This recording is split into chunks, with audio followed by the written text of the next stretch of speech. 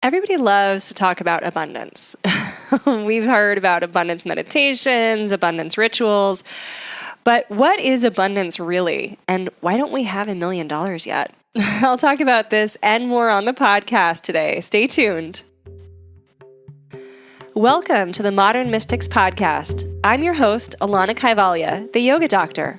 I'm here to help you realize your potential as a spiritual leader and elevate your work in the realm of yoga, mysticism, and spirituality.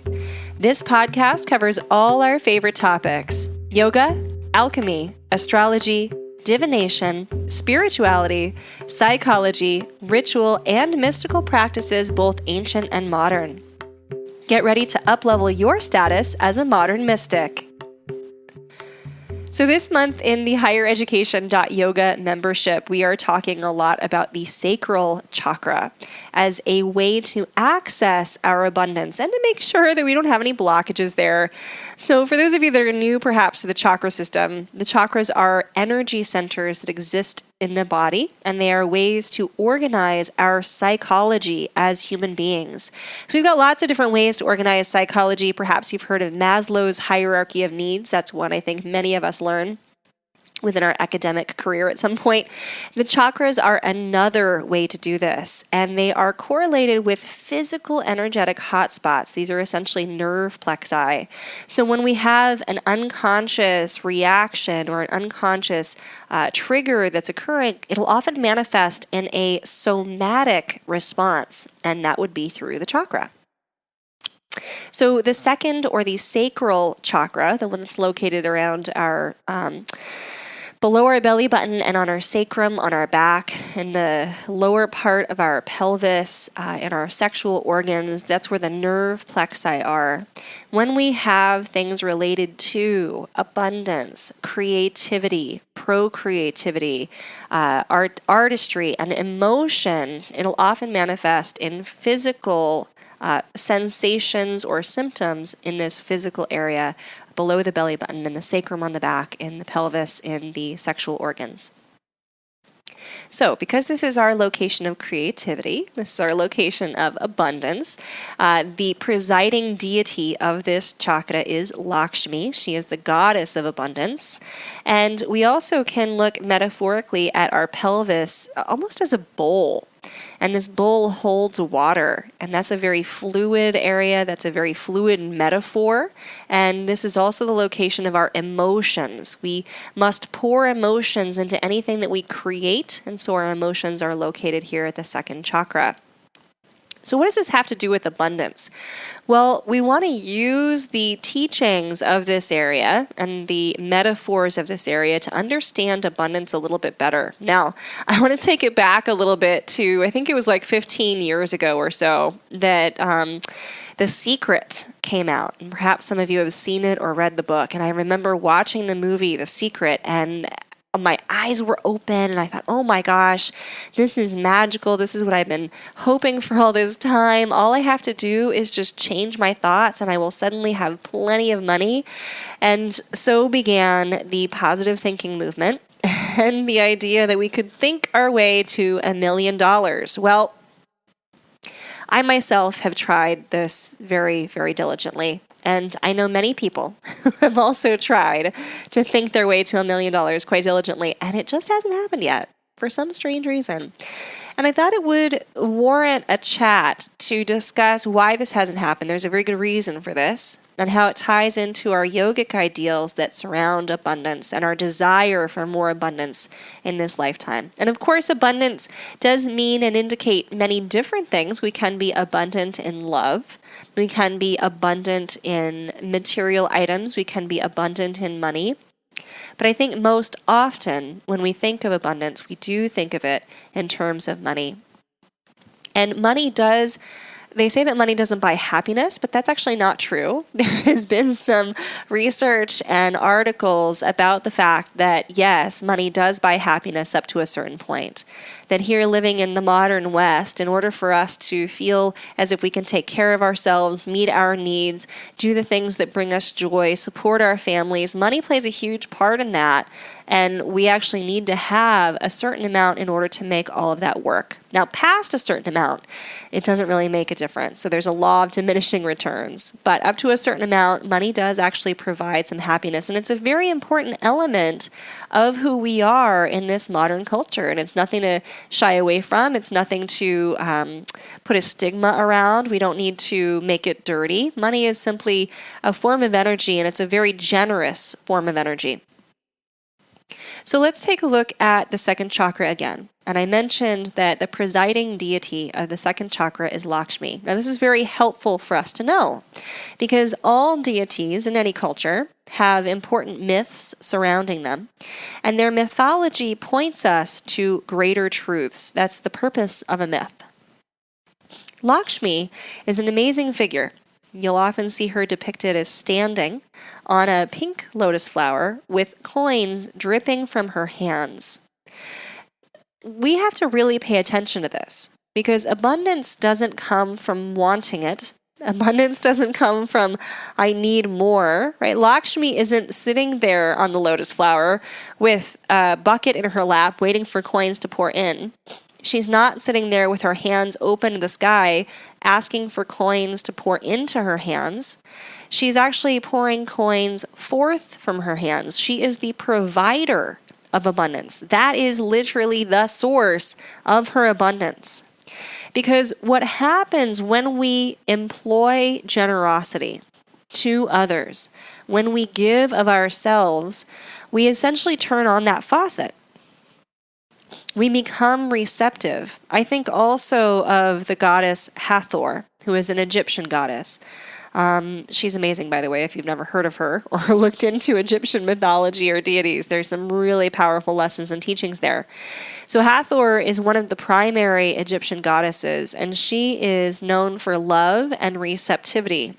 But again, she's not waiting for love and to receive. She's giving love, and she is offering receptivity to all who come to her.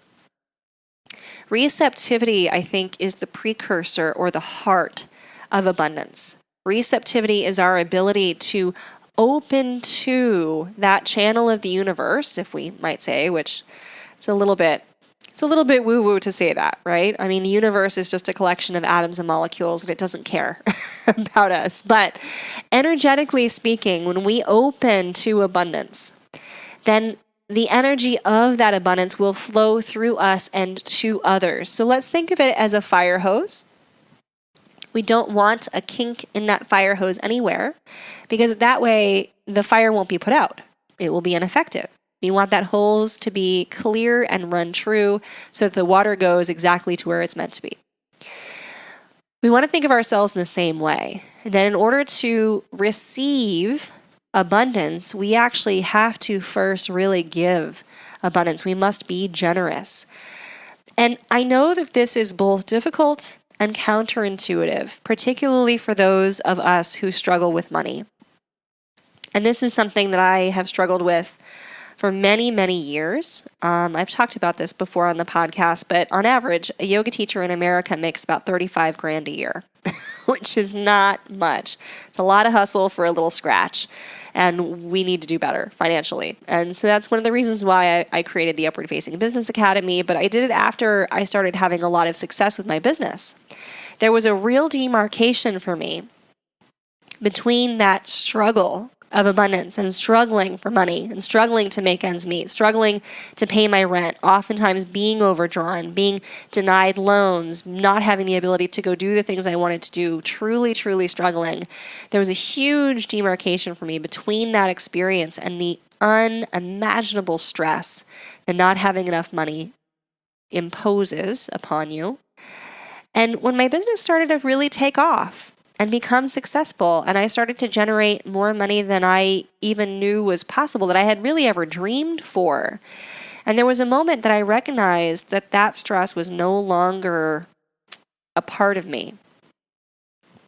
I couldn't believe not only how much freer I felt, but the moment that I noticed it was the moment that I was doing something that was financially generous for someone else. That I was able to give something to someone else, that I was able to provide something to someone else was the moment that I knew that I myself was abundant. We actually don't want to wait until then. And I am sad that I didn't realize that until then, that there are many ways in which we can be generous towards others. It doesn't have to be financial generosity, but that when we employ generosity, we are turning on that fire hose of abundance, receptivity. We're embodying that grace and spirit of Lakshmi when she stands there and she pours coins forth. We embody the spirit of Hathor when she stands for love and receptivity, not just the receiving of it, but the giving of it. That's where abundance comes from. It comes largely from our actions, our behaviors towards others, from the way in which we construct means of channeling abundance. If we don't have any way to give to others, to give back to others, we won't really have a way to receive. So I want us as spiritual leaders not just to take a look at the multiple ways in which we can be generous, right? We can be generous with our teachings, which I don't mean, this is not to say that you need to give yourself away. I would never advise that. Never, ever undervalue your services. Charge for them appropriately. But do you feel that exchange? When you're giving your service wholeheartedly, that charge that you assert for that service, that is your abundance. That's coming into you, and that person cannot wait to give you cash because you are giving of yourself so completely and generously with the service that you provide, right? So I definitely don't mean to say teach for free, diminish your value. No, I definitely don't mean to say burn yourself out. There is also a balance here. Lakshmi provides peace of mind. There's a beautiful folk tale about Lakshmi where she has presided over this family's compound for many generations, but she is suddenly needed elsewhere. And so she goes to the head of the family and she says, look, I've been here for a long time. You guys have done really, really well. You have a factory. You guys are making plenty of money. All of your family members are happy. There's several generations living here. I need to go tend to something else. But before I go, you can ask me for one thing, just one more thing, and I'll give it before I leave. So the head of the household goes to the other parent and says, what should we ask for Lakshmi? And the other parent says, I think we should ask for a second factory just to make sure that we keep making enough money. And the head of the household goes to one of the children. What should we ask from Lakshmi? I think we should ask for a bigger garden so we'll always have enough food. Goes to another child. What should we ask for? A big bank account. There's all sorts of ideas about what to ask from Lakshmi. One last thing before she leaves. And the head of the household thinks on it and finally decides to give their own opinion on what it should be. And the head of the household says to Lakshmi, I want you to give us peace of mind. Peace of mind, so that no matter what happens in this family, we will always feel as if you are here with us. And she says, you've tricked me. With this request, I can never leave you because what I do provide is peace of mind. That's what abundance is, peace of mind. So I wish for you infinite abundance in the form of peace of mind, in the form of your own generosity, which turns on that energetic ability to receive everything that is meant to come your way to help you most fully manifest your potential as a human being, as a spiritual leader, as a spiritual practitioner. And I hope that you remember that it is not asking for, but giving of, that is the source, the true source of your abundance. So if you've listened to this podcast today and enjoyed it, I'm so glad. Please give a review on whatever place you found this podcast, and that way more people can find it. And to continue the conversation of abundance, because we're actually talking about it this month in the highereducation.yoga membership, come join us. We want to give you a 2-week trial for only $1. So visit highereducation.yoga/trial for that 2-week opportunity to join us and talk to your cohort about how they bring about more abundance in their lives. Until the next podcast, namaste.